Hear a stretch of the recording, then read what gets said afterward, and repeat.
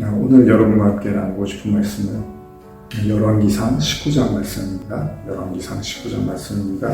19장 4절에서 8절까지 제가 읽어드리겠습니다. 자기 자신은 광야로 들어가 하루길쯤 가서 한 로뎀나무 아래 앉아서 자기가 죽기를 원하여 이르되 여호와여 넉넉하오니 지금 내 생명을 거두시옵소서. 나는 내 조상들보다 낫지 못하나이다 하고 로뎀나무 아래 누워 자더니 천사가 그를 어루만지며 그에게 이르되 일어나서 먹으라 하는지라. 본즉 머리맡에 숯불에 구운 떡과 한 병 물이 있더라. 이에 먹고 마시고 다시 누웠더니 여호와의 천사가 또다시 와서 오르만지며 이르되 일어나 먹으라. 내 갈 길을 다 가지 못할까 하노라 하는지라. 이에 일어나 먹고 마시고 그 음식물에 힘을 의지하여 40년을 가서 하나님의 산 호렙에 이르니라. 이 내용을 다 설명하려면 좀 시간이 길어지니까 간략하게 말씀드리면, 엘리야라는 성경 여러분들 잘 아시는 위대한 선지자 중에 엘리야가 있죠. 엘리야 선지자가 하나님의 말씀에 순종하고 당시에 아합 왕 그리고 그의 아내 이세벨이 있었는데요. 그 아내가 섬기던 우상들,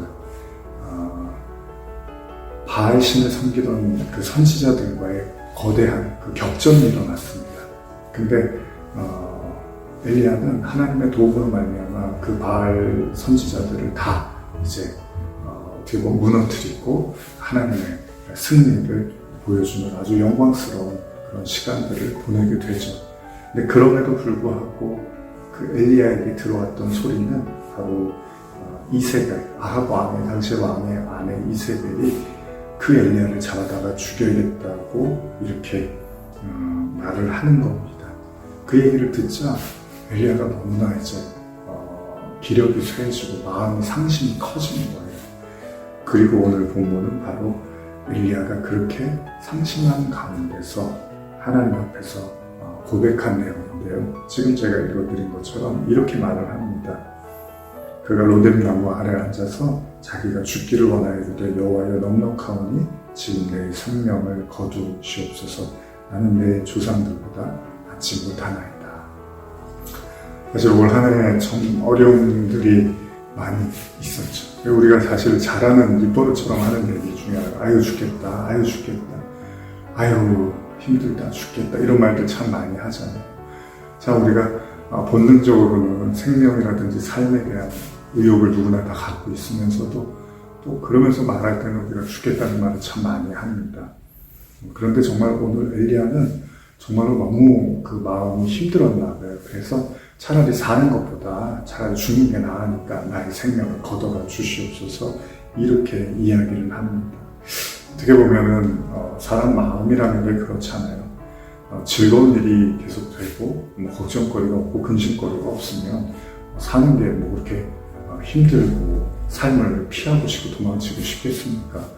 그러나 내가 생각한 것보다 항상 넘어서는 어려움들과 내가 생각하는 것보다 항상 넘어서는 그런 환난과 고난과 아픔이 밀려오면 그렇게 산다는 게 그렇게 즐거운 일인가 이런 생각을 할 수도 있겠죠.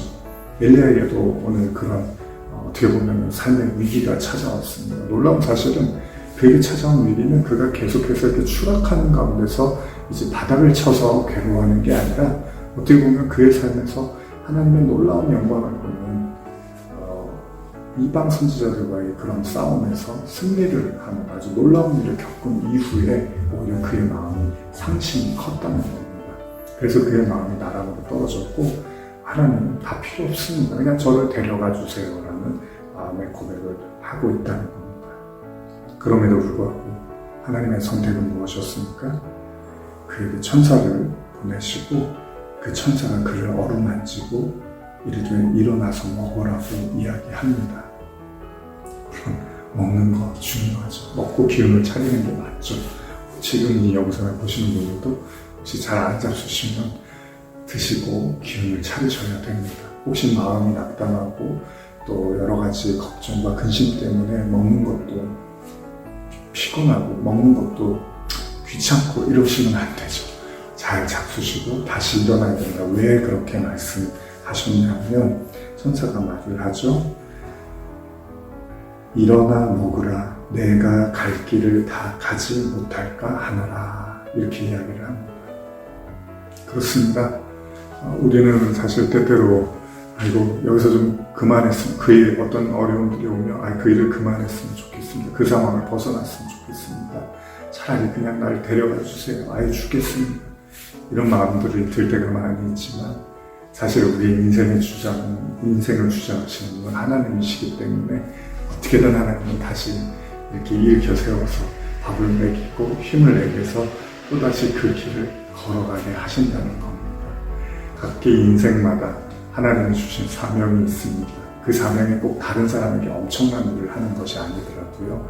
하나님의 도구로서 또 하나님의 피조물로서 그가 살아있는 동안에 해야 될 역할과 일들이 있다는 겁니다. 하나님은 그 일들을 다 이루시기 전까지는 우리를 이 땅에 세워두시고 우리를 통해서 하나님의 영광을 나타내신다는 겁니다. 엘리야가 다시 일어나서 먹고 걸어가듯이 말입니다. 오늘 여러분들 속에 혹시나 큰 절망과 낙담과 상심 때문에 사는 것보다 차라리 나를 데려가 주세요라는 마음이 들 만큼 마음에 어두움과 절망으로 가득 차 있다면요, 그 마음만 바라보지 마시고 다시 여러분들에게 쓰다듬어 주시고 다시 일으켜 세워주셔서 아직도 더 많은 것들을 보고 경험하고 배우고 또 나아가서 그 사랑을 전해야 되는 그런 우리에게 하나님이 부여하신 그 임무, 그 사명을 감당하기 위해서 지금 이 순간에 우리를 다시 일으켜 세우시고 걸어가게 하시는 그 하나님을 만나시기를 간절히 축복합니다. 저 또한 여러분들에게 말씀드리고 싶습니다. 여러분들을 토닥토닥 하면서 아직 하나님의 길이 우리에게 남아 있습니다. 하나님의 존귀한 은혜로 존귀한 사랑으로 우리에게 가야 할 길은 남아 있습니다.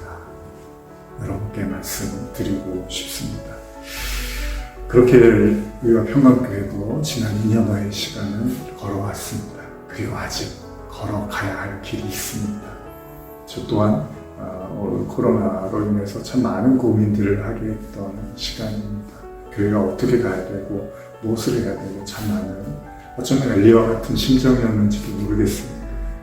그러나 하나님이 이끄시는 거죠.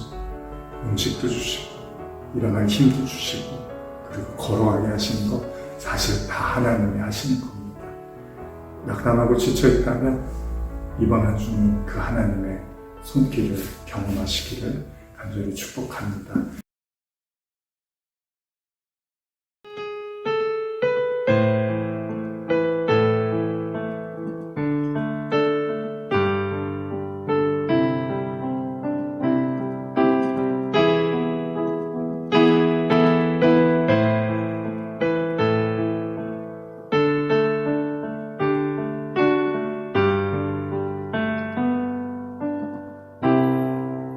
항상 진실게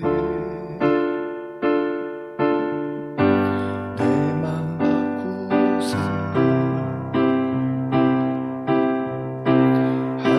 하나님답게